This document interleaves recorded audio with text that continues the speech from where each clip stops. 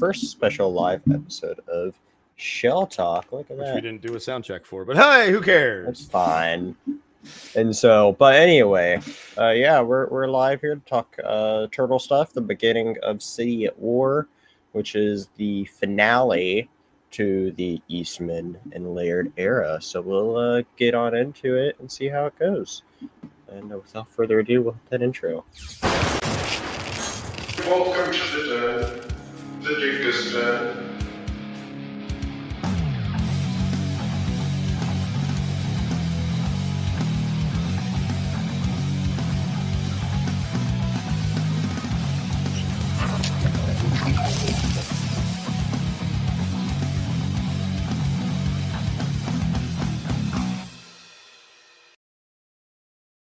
Alrighty. Well, how are you doing for this special episode? This special episode, we'll call it the test episode. Test live. Something like that. Something like that. We'll see. We'll see. But come on, people, show up and to support. It's kind of we were supposed to do this Thursday, and then my power went out, and then I was going to do it later this day, and then other plans go up, and so it was like, other than delaying another week, we're like, let's go ahead and do it since we just read it, and it was a lot, and it's something that I think was important that we kind of covered sooner than later, or else I feel like there's a bunch of details that we'd have forgotten if we were to delay it next week, and I want to reread the whole thing over, Yeah. So. Agreed. We're wanting to try to just go ahead and do this as soon as we can, and this is kind of the best time, and so we'll see what happens. So, but so this is the beginning of the finale. One thing I was very surprised by, let's provide some context here, which is important. That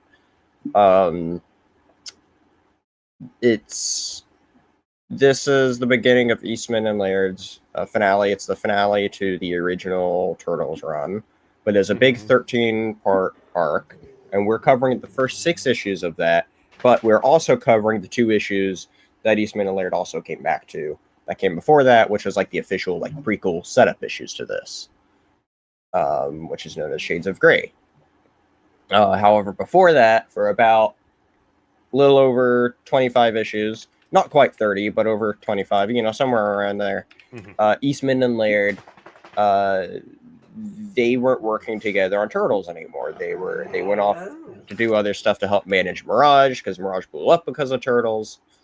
And so all these other people were working on Turtles for a long time. 25-ish issues. Some of them were good stuff. Some of them was like, this isn't that good. But anyway, point is, there's a bunch of different people that had their hands on the Turtles property. One I was actually surprised by was actually a Marvel writer that's written some Marvel stuff I really liked from his stuff in the early 2000s. So interesting to see that he kind of began a bit earlier writing some Turtle stuff, or at least did something writing Turtle stuff earlier, which I thought was really cool, because I was like, oh, I recognize that name. I'll across a lot of names that I didn't recognize right off the bat. And so, but a lot of them were goofy stories. Some of them were very tonally. Some of them were kind of tonally similar to like what you'd expect from the cartoon. Because you have to think at this point that the cartoon has already been out, and as we know, there's a bunch of things that the cartoon did that the comic never touched on, which is interesting. And I actually went through recently, and I actually watched the first 2 episodes of the original cartoon again. And it's kind of just interesting to see how much they change and come about, especially having the context of, well, we've gone through where we've read the first bit of this. So we know now at this point,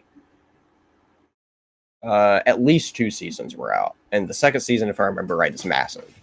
So, they've already done a bit of the show. And keep in mind, this show ran on for 10 seasons, so about 10 years, which is insane. And so... there's some interesting context, I think, when you look at all these comics and what's happened here with this original Darker Stories, how much different the creation of the original show happened. I really want to go through now and look at all the original or find I want to find a making of the show and see if they talk about any differences of oh, that's why we did this different in the comics, or we need to do this to translate it. because you can tell a bunch of it was translating as somebody saw this dark comic about Ninja Turtles, and they're like, let's make this into a kid's show. And that's, I think, ultimately why they made all the changes they did. But I think it'd be interesting for them to break down why they did so much of it, So speaking of that, it's interesting that like you said, it's got to be a kid's show, and now we're going to be getting this live action Ronin movie. That's because all the movies have been directed that way as well. Yeah. Now we're going to be getting this R-rated Ninja Turtles movie. Hopefully, because you got to keep it R-rated if you do. It's one of those like franchises arcs that you can't not make R. Just like Deadpool, kind of. It's like trying to say, like, hey, let's do Logan, but you're making it 2D. Exactly. So I'm wondering when that happens, maybe we will see an adult cartoon series, possibly, which would be interesting. Maybe from the Ronin Lost Tales, or going to some of these arcs that we either have read or haven't even read yet.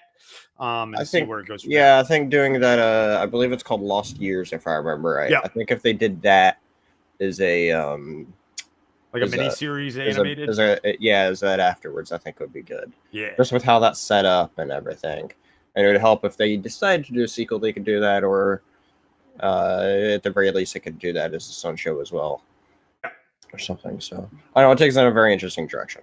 But anyway, we're here to talk about the City at War. But first, let's talk about Shades of Grey, which was an interesting team up where Peter Laird actually worked on more of this than Eastman did. Eastman said at the end of it that he doesn't remember working on much of this one. He believes it's more Laird that worked on this. But Eastman did have story credit for helping with it just a little bit.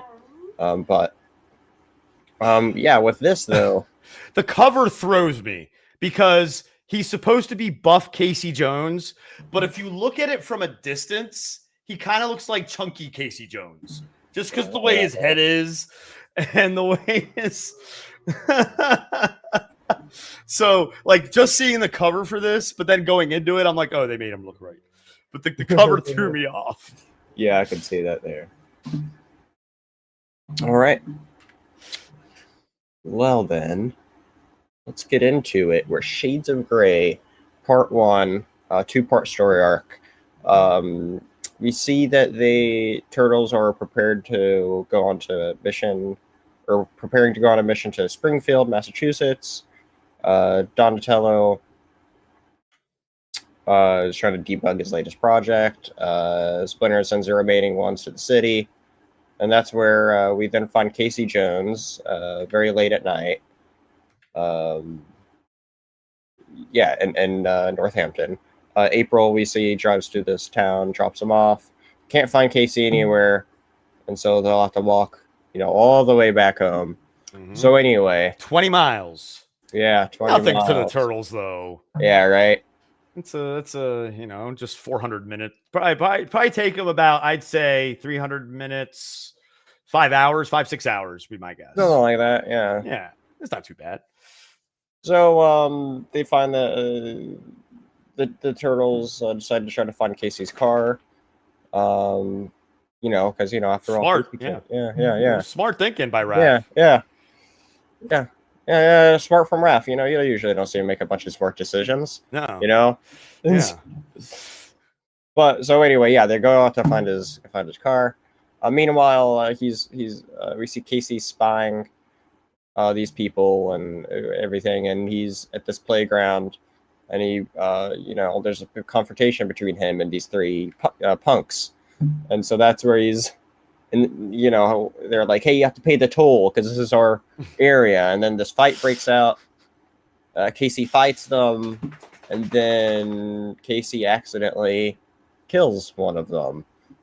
And so that's where we then see from the rooftop, we do see this mysterious person. The mysterious vigilante called Nobody. Which that is actually here. Something I see in my notes here is that it's actually from Tales of the TMNT. Okay. I was wondering. That yet. Yeah, I was wondering because they've met before is what we learn, and we're like, wait, what? Yeah. So that's probably what prompted you to look it up. I figured you would, so I This didn't. person also appeared in one of the issues I read in between as well Okay. and interacted with him. But even at that point, he was like, they knew each other by then as well. Mhm. And so he is from Tales of the Teenage Mutant Ninja Turtles. In the original, is it 12 issues or something that they did? Volume 1 of it. So yeah. But yeah. So anyway, he ends up attacking Casey because he's like, you committed homicide. Like, there's nothing, he's a vigilante at the end of the day. He's like a typical vigilante. And so we see this battle take place. Nobody tries to handcuff Casey to take him in. And that's where the Turtles then spot the remaining, the remaining, what do we call them, punks, fleeing and figure out that the boys have then run into Casey. And so they then go back, and then that's where they then find nobody and Casey, or nobody taking Casey to the police. And we then see, then you see the Turtles just try to defend him, and nobody's like, yeah, whatever, I'll see to that. As the Turtles are then able to take Casey back, I think. Yeah, it's like they're like, he's our problem, not yours. It's like, because this is where we learn that they've met each other before, really. Because we're like, oh, it's you. Where was it? It was this punk's a stone killer. Casey a lot of things, but he's a murderer. I'm sorry, dog. Yeah, so we do get at the end of the issue. I'm trying to tell who's talking there because you really can't tell at the end here because, well, I can tell it's not Leo. I think it's Raph who's saying Casey will answer for whatever he is guilty of. Justice will be served. And then that's when he goes, nobody goes, yes, I'll see to that. And so, and then we get the shot of, and then that's where we get this shot right there of the cemetery, which is nice.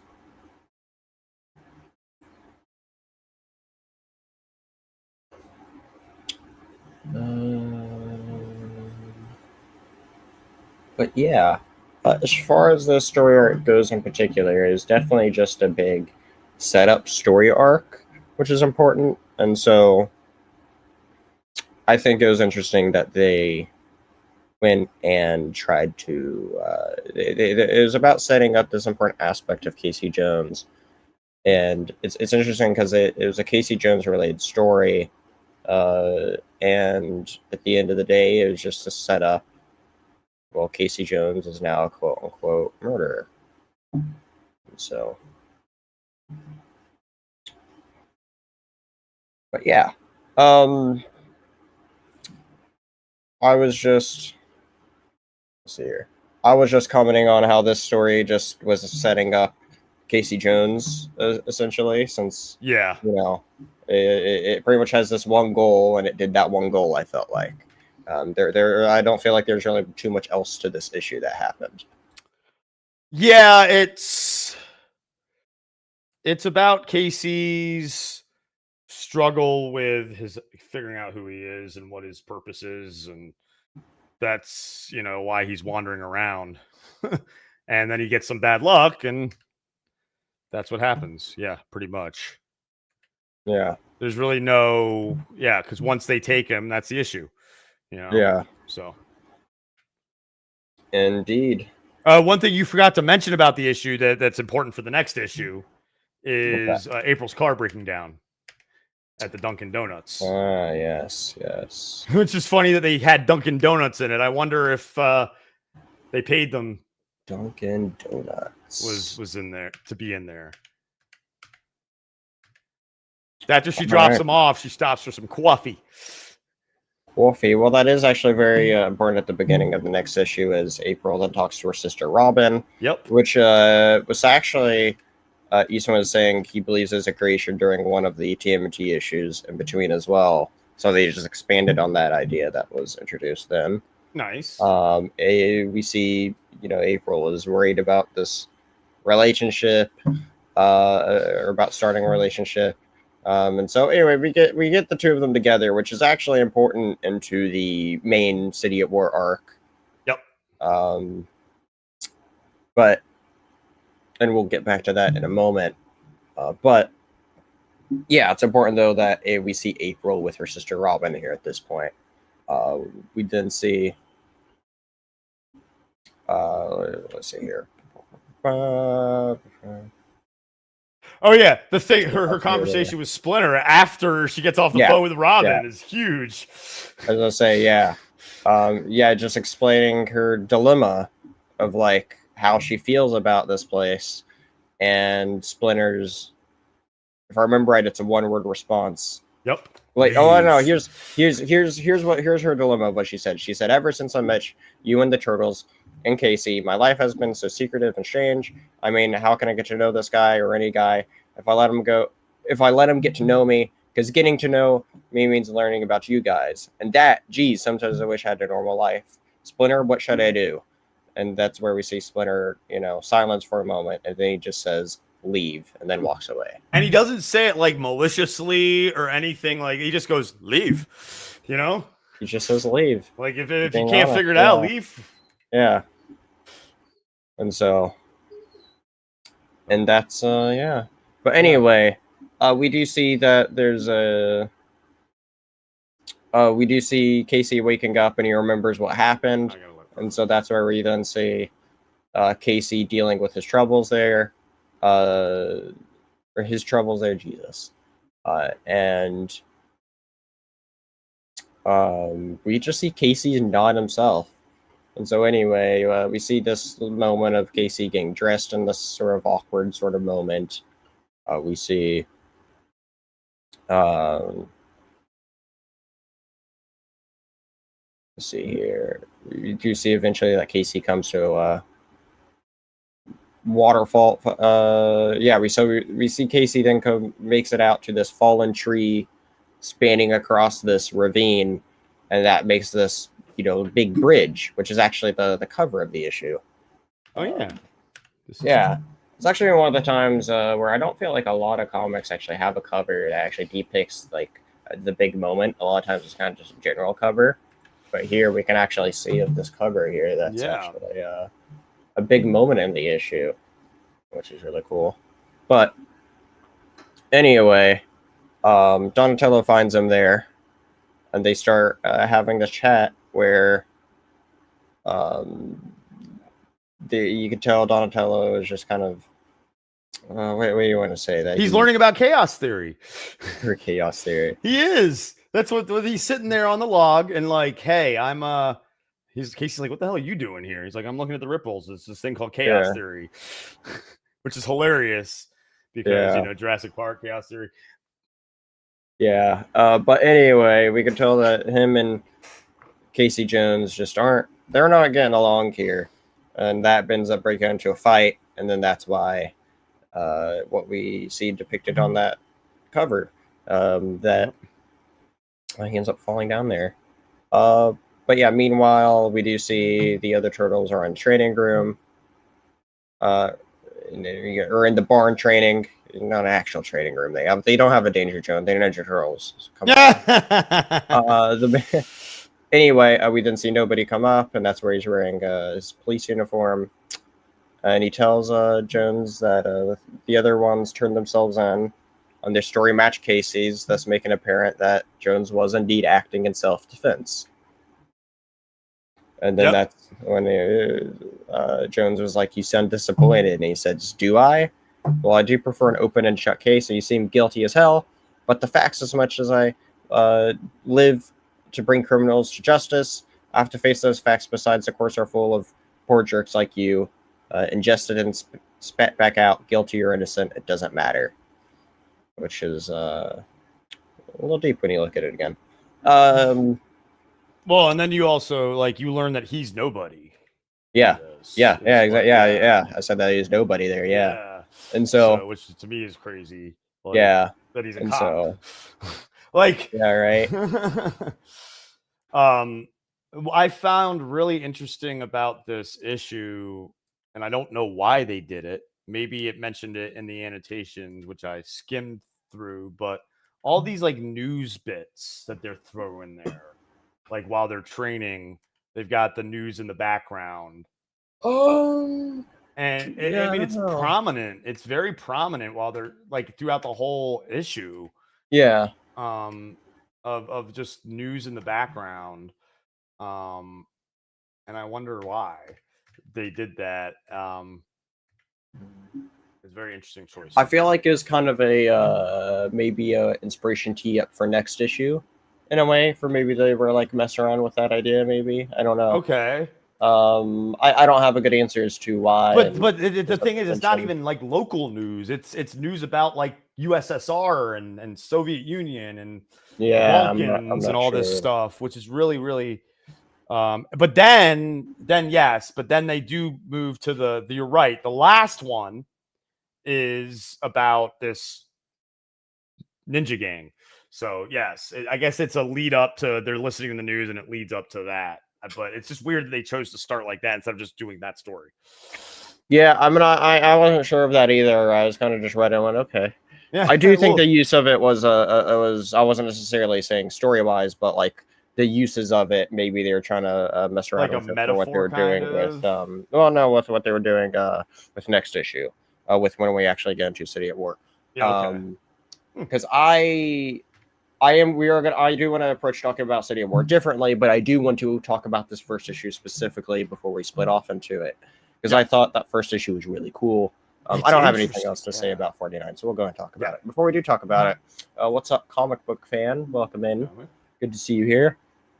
But yeah, issue 50 I thought was really interesting because it's one of those silent issues where we talked about one of these, but instead is Leonardo focused, and the Leonardo one-shot micro-series or one micro-series, whatever the hell they call those.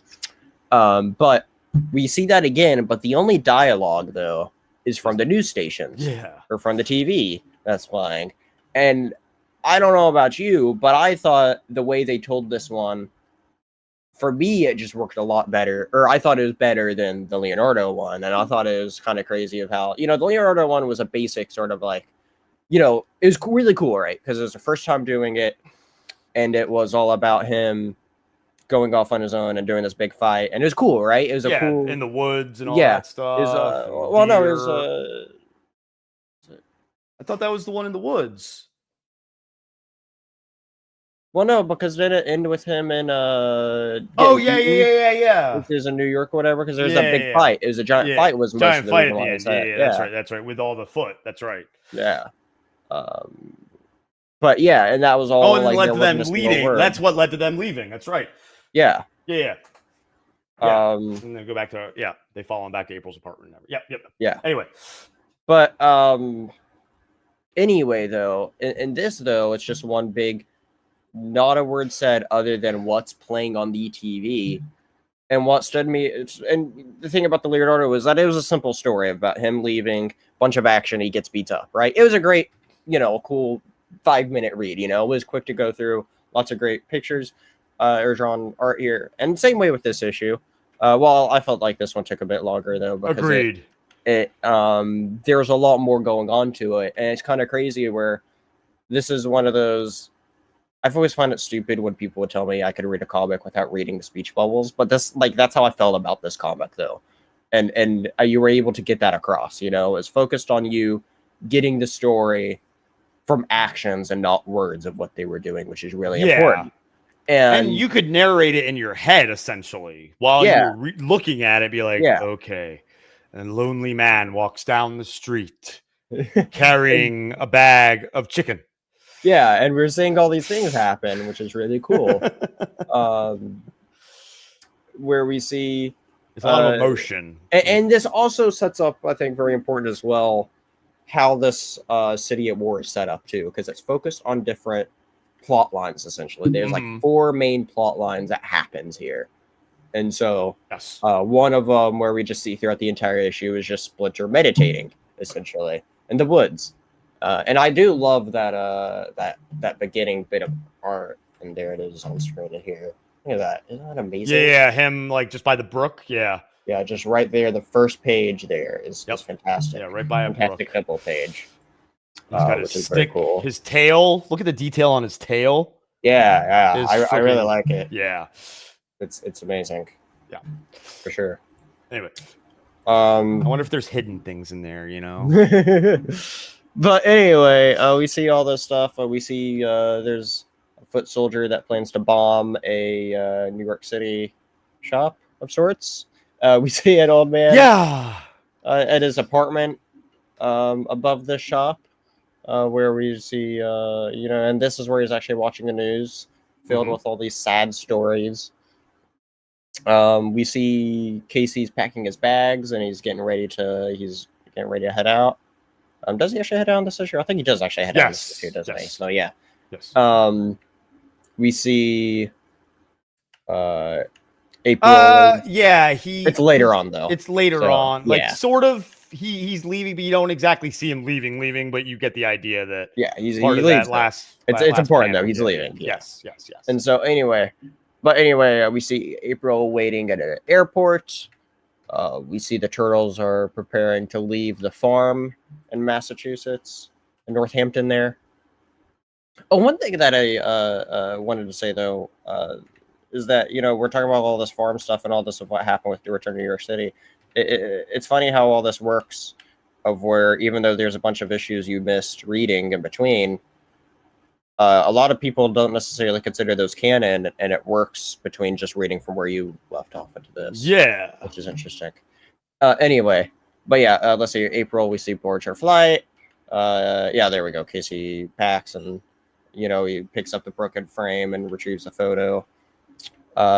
We see the old man still watching the news, and so we get this sense of where everyone is just isolated, feeling unhappy. We then see in New York City, we see this gang of foot soldiers beneath a bridge, and we then see one of them is quickly slain, and that's where this mysterious figure, just ends up killing all of them. And I thought this was a really awesome scene. We don't quite know who this person is or anything, but we just obviously we know who he kind of looks like, Well, yeah.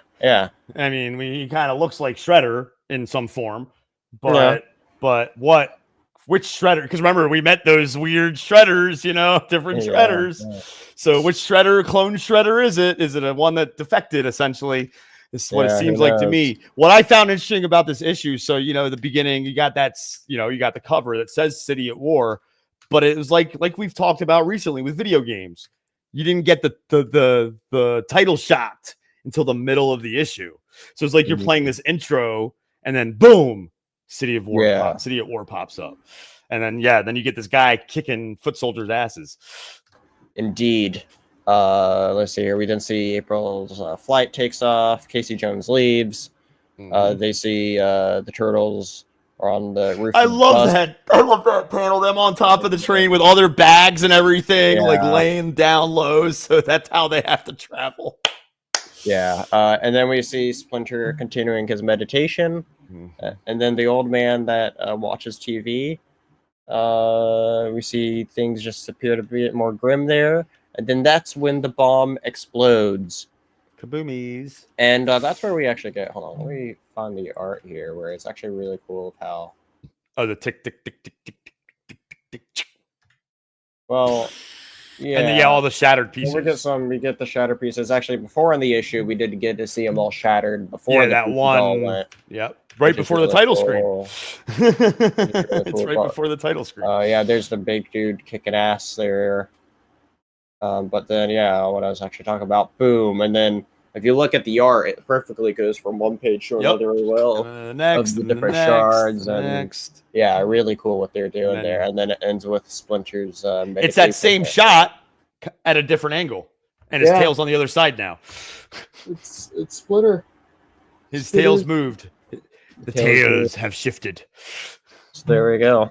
Yeah.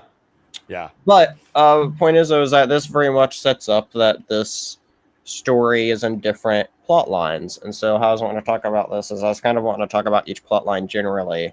Okay. And so first off, let's deal with, I feel like, the two smaller ones of April and then Casey Jones. So let's first begin to talk about April, of just generally how we felt about that. And I think it's easy to say that, like, you know, it's something where it's one of those that's a lot about a character growth, but at the same time, not a lot happens. You know what I mean? Yeah, it was like the chick flick episode. Chick flick episode is what it was. It was.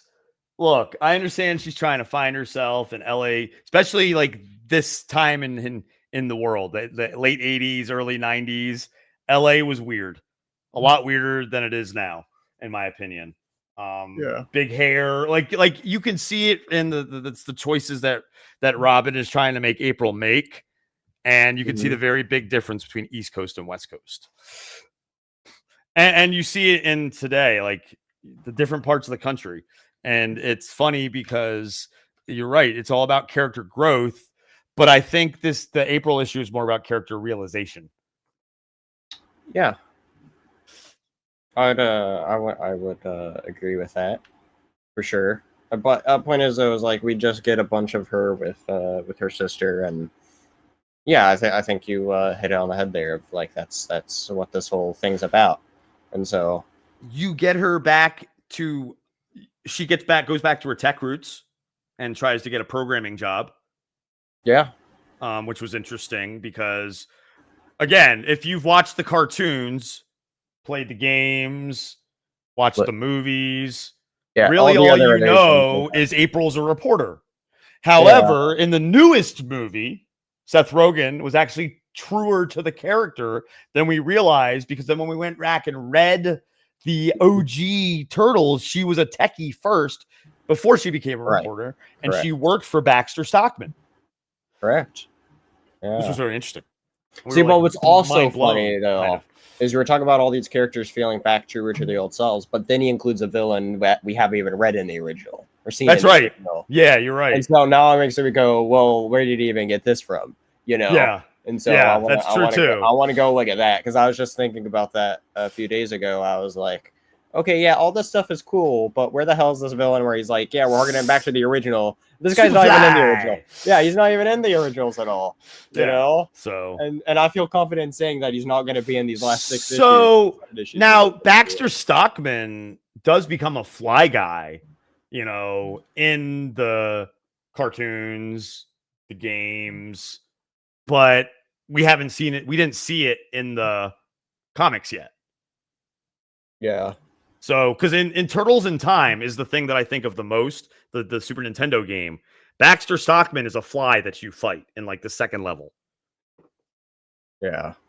So I was trying to see if I could find an answer about Superfly. But it's not Superfly, it's Baxter Stockman. You know, yeah, I know. Superfly was made by Baxter Stockman. You know what I mean? It's very different. Yeah. So yeah, I was trying to see about comic appearances. Yeah. This just shows it. Point Grey, which I'm not wanting. Let's see here. The movie. No, it looks like he's made for the movie, is what it looks like. Hold on. Tab. What are these? Was a new character introduced? Tales of TMNT cartoon. He got added in 2024, and if he's been in episodes of that, but other than that, yeah. So he's an original character. Interesting. Alrighty. Interesting to know that one. Also, going back to rewatch that movie. Yeah, I'll do that sooner than later. I say that now. That'll be because that's right. That Tales of the TMNT cartoon is essentially a spin-off on Netflix, right? Oh, well, on Paramount Plus. Yeah. Paramount Plus, that's right. And so they dropped all because I was like, the issue aired on. They all aired on the same day. And I'm like, oh, because they dropped them all at once. That's right. Yeah. So yeah, interesting. Anyway, okay. But yeah, But anyway, we also got the story arc with Casey, which was interesting. Where as he drove off, his car just breaks down. Yep. And he then gets beat up at the no. He stops in the diner and then he got carjacked. Yeah, got carjacked. Yes. Yeah. We got carjacked, and so he then ends up staying with this lady that works at the diner, the waitress. Yeah, ends up staying there, and they end up bonding a little bit, and he has his own self journey of sorts there as well, I guess. Well, what's interesting is she's like, I'm pregnant, but it's not yours. It was way before you. Yeah. And he's like, to me, I'm like, oh man, like I understand, like it's just a weird thing for them to throw into a Teenage Mutant Ninja Turtles comic is like a pregnancy that's not his, but he's gonna. It's weird to me to throw that in there, but character growth, I guess. We'll see where it goes. I think it's part of. I'm not quite sure what exactly they're trying to do with Casey's character, as this is, it's going to be very interesting to see where they all end, since it is like the end of the original era. Mm-hmm. And I don't know if Volume 2 continues this or if it's a complete reboot. And so it's going to be really interesting to see where everything goes. Yes. From this. Yes. But yeah, her name's Gabby, by the way. Yeah, Gabrielle. He calls her Gabe, I think. Or does he call her Gabby? Because he says Gabe, I think, to her. Maybe. Gabe is Gabe. I've never heard Gabe to be Gabby. I've heard Gabrielle is her full name. That's how she, And so I think it's Gabe. But we'll find out. If you know, Gabby. Let us know in chat. These notes I'm looking at say Gabby, so that's why I'm saying it that way. Got you. Where did I wonder if we look it up? Let's see here. Is it Gabe or Gabby? Gabe. It's such a specific answer. But anyway, either way though, we see them together for a bit. And it's interesting, because that's where we get these issues.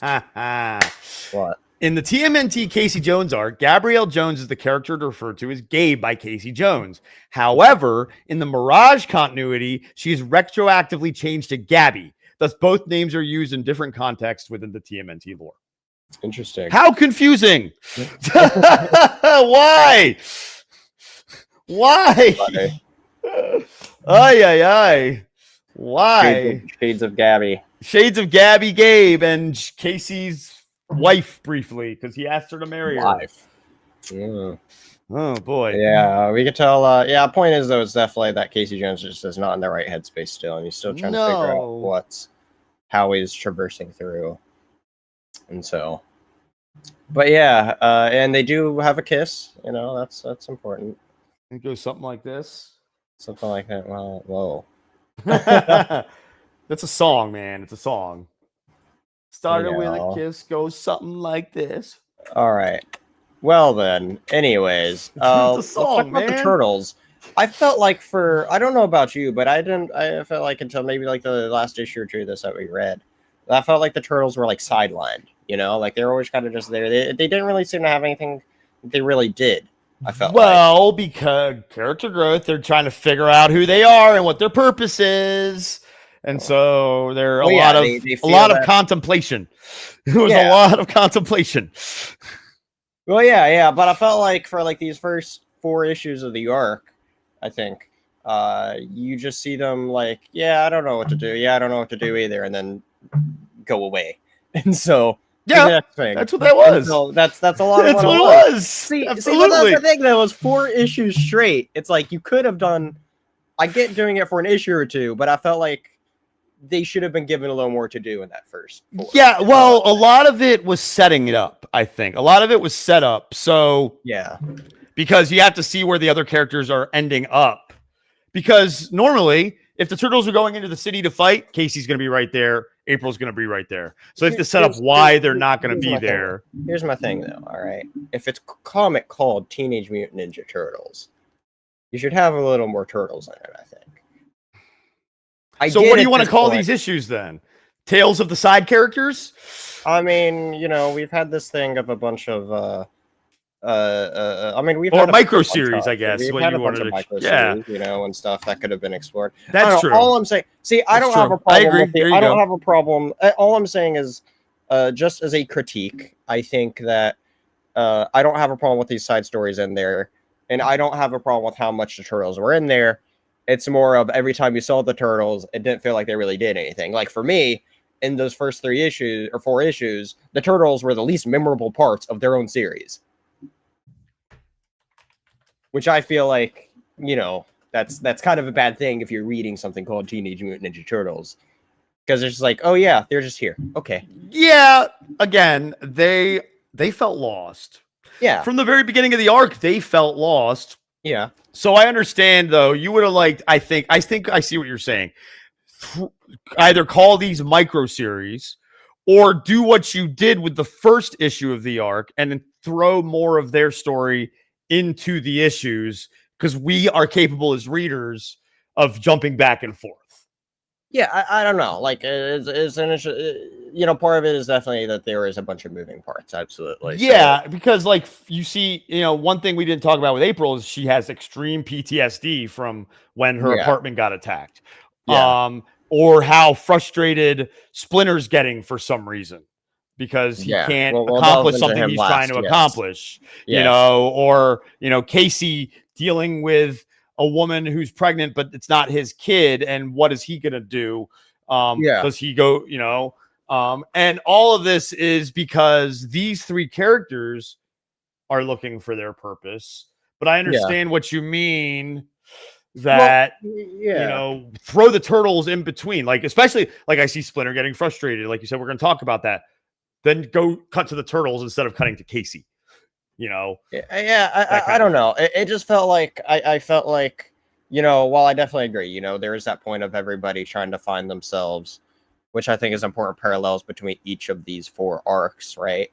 For me, it felt like it was the least amount of things happening with the turtles, you know, because you talk about, you know, you're constantly seeing April always with their sister, you know, with these different situations. You're always seeing Casey, and, you know, at one point we see Casey as a grocery store bagger and him struggling there, you know, versus now, you know, every time with the turtles, they're just in the city. It's like, what do we do now? I don't know.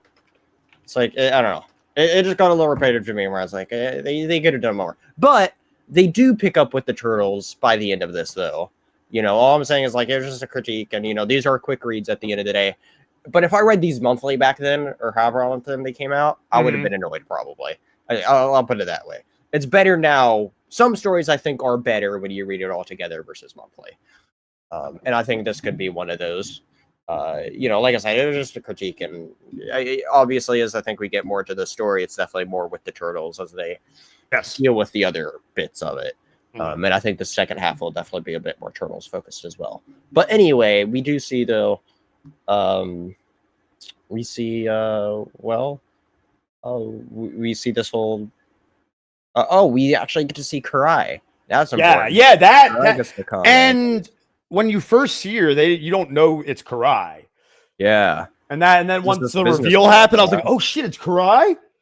Because we haven't seen Karai since Last Ronin.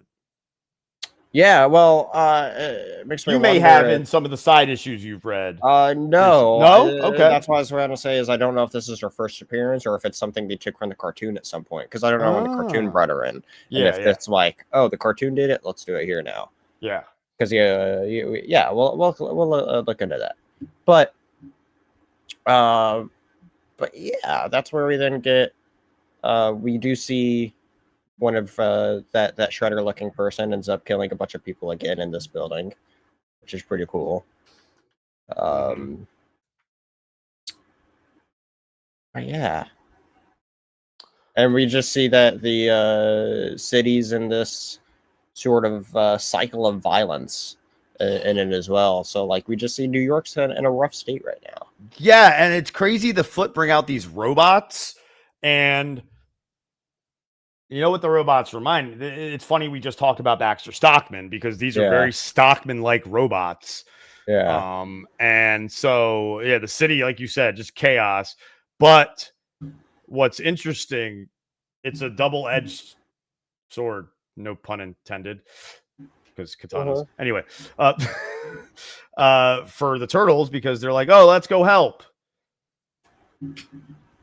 Yeah. And then more chaos ensues. Yeah, I And was they about to feel say, guilty. And it's I was like, gonna say it was a crazy huge moment, right? You have all Yeah. those foot and the robots, and you yeah, have the that one Predator. double page panel with the robots and the robots even killing some foot soldiers by accident because it's just chaos. Yeah, you had a bunch of crazy stuff going on, and like I said, and then we get into the Shredder Elite there as well, which is pretty Mhm. crazy. And so yeah, there's this cool double spread right there. Yeah. There's a bunch of it there, which is pretty cool. And so, but yeah, I mean, yeah, they even have rocket launchers. Look at that, freaking crazy. Where's the rocket Um, launcher? It's on P in 185 of the trade. But yeah, they have all these rocket launchers there, which is funny. Yeah, because they blew up the police car. Oh yeah, that's right. Yeah. Yeah, but it's action packed here. And that's where we and they encounter the. I don't know if it's right there or not. Where they encounter the elite shredder, and that's where we do actually learn that he was one of the like special shredders. Yep. You know, and not actually Shredder, because part of me did wonder if like, are they bringing back Shredder again? I didn't think so just because he was killing Foot. Yeah, but and Oroku Saki is one thing.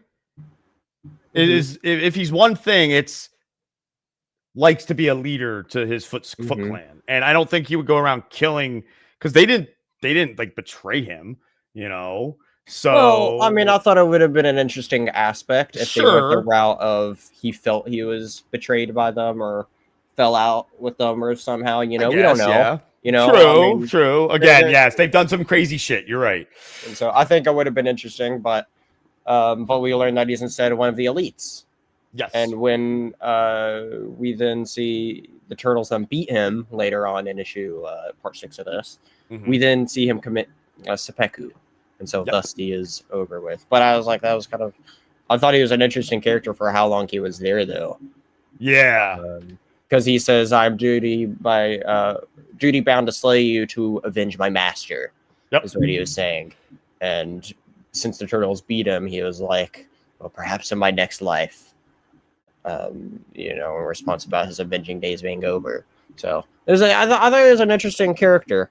I do wish we had kind of seen a little more of him, but I definitely, with that being the last issue that we're talking about, that when that happens, I think it's going to be good to see where that goes in for the next part of this. Yeah, especially with Karai coming into town.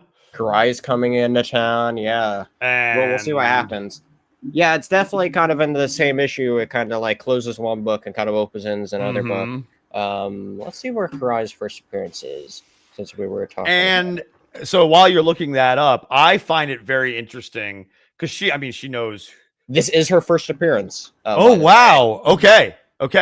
So and it's interesting how she like gets that picture of Donnie and like enhance, and then it's like prints it and she's like got it, like she's. Oh yeah. I thought of that too when that part was going. Enhance. Yeah. Exactly what I was thinking of there, which is funny. Yeah. And so that ends that, and then we get into I guess now we just really need to get into Splinter. But one thing I find interesting too is that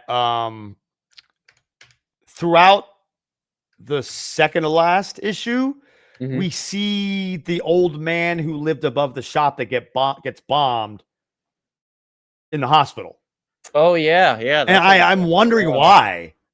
That's true. I'm wondering why still. You know, one thing that this is a 13-part story arc. That's a huge story arc. So we'll see what happens. Yeah, exactly. And this is only the first half we're covering, and they're obviously very much about the long-term plan of this, you know? Yeah. That's why one of the things of why I can see, I do think some big comics arc like this, I think are great, but then at the same time, when you're reading it monthly, I think they could get annoying because it's like, you know, you just get this one bit of the puzzle and you're just ready. Oh my for god, it all, it must have you been know? so confusing reading this like as it came out. I'd be like, what am I reading? Like, give me the next one. Yeah, they originally started in 1992. Issue 55 here I see came out in January of 93. Oh my gosh. And so, yeah. Oh my gosh. Yeah. And so, yeah, all right. But yeah, Karai first appears here, which is cool. But anyway, we have one other big aspect that we haven't talked about of this. And that is we see Splinter, where we mentioned earlier, we see Splinter getting frustrated with himself, which I thought was cool that we got to see Splinter have some conflict of where, you know, Splinter's usually just that guy to give words of wisdom or his own words of advice or word of advice in April's case. Leave. Yeah. And so, and I feel like we never really got to see much of Splinter doing stuff. Maybe I'm forgetting something, but until like, other than like the original, like first set of issues we talked about where he was struggling on his own there against the mouse. Yeah. I can't think of anywhere else that we've read. That, I mean, there was that side issue where his body got taken over.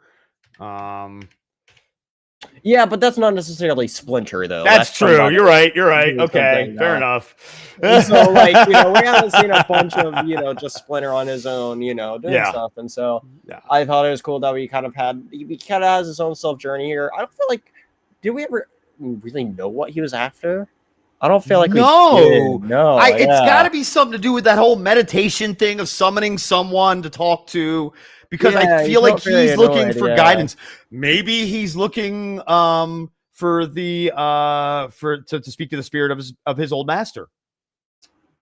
Who knows? There's interesting things here, and you know. Anyway, he ends up going to this big, was it like a big abandoned factory of sorts? Is that where he ends up going here? Because like the top of the like the big thing that the smoke comes out of, or whatever. But anyway. I don't know what that part is.